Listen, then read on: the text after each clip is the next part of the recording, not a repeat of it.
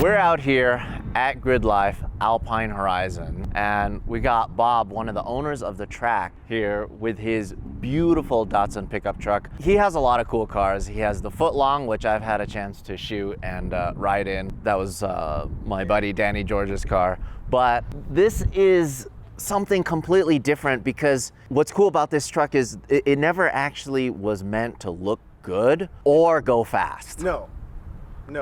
No, in fact, the way it's sitting right now, it's 7 inches lower than stock. It had leaf springs in the back, drum brakes all the way around, torsion bar front suspension, and now it's got 4-wheel independent suspension, 4-wheel disc brakes, twin cam fuel injected motor.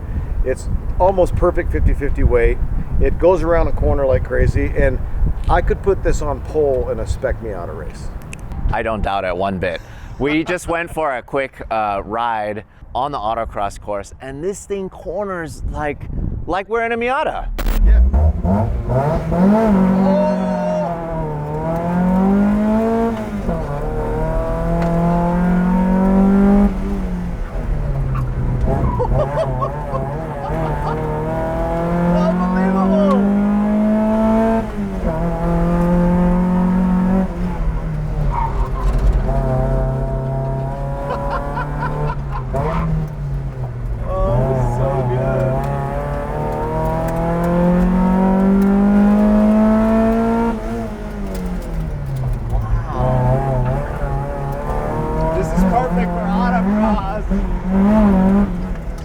Jumping.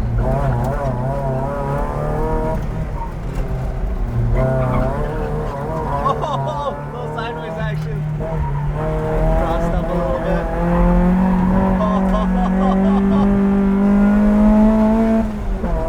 And through the finish. Oh my goodness. That is unbelievable.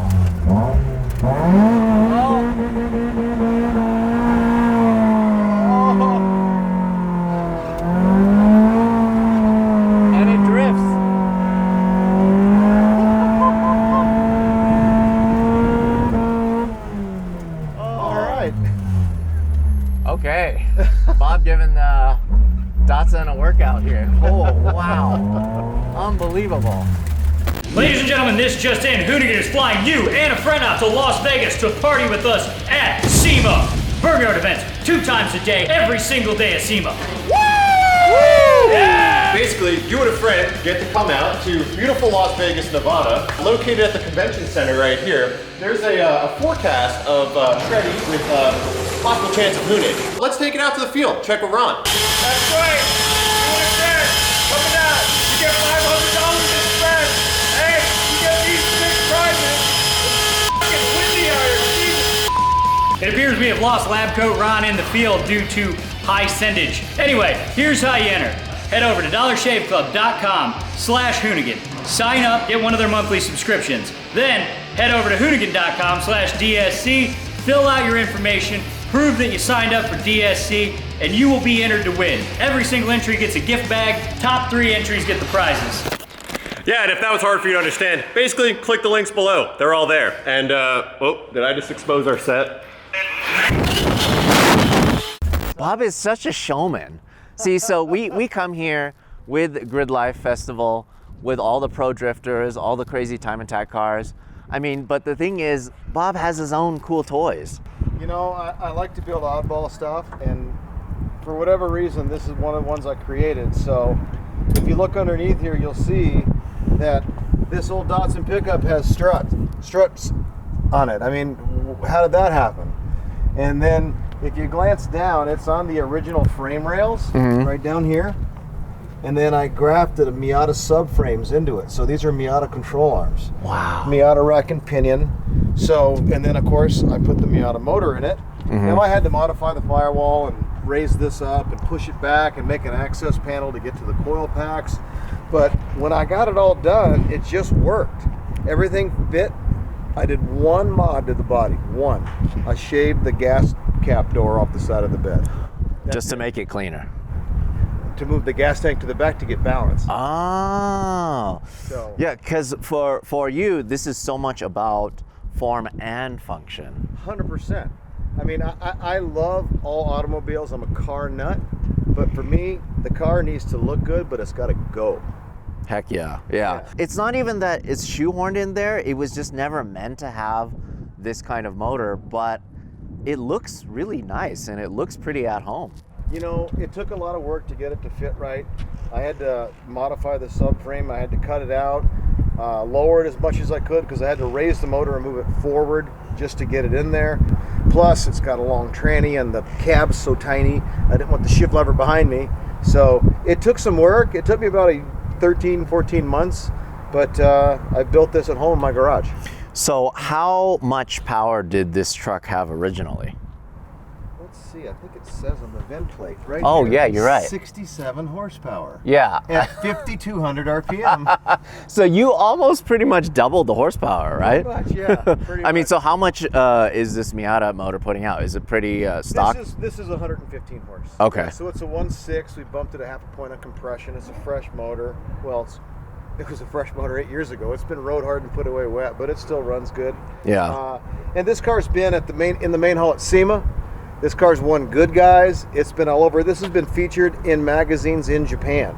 Wow. I have to believe this is probably the most famous Datsun truck in the world. Yeah, probably. Very cool. So the bed, did you guys have to do anything in terms of like modifying the bed or? No, you know what's interesting is the only thing we did is I shaved the gas door. Mhm. That was it.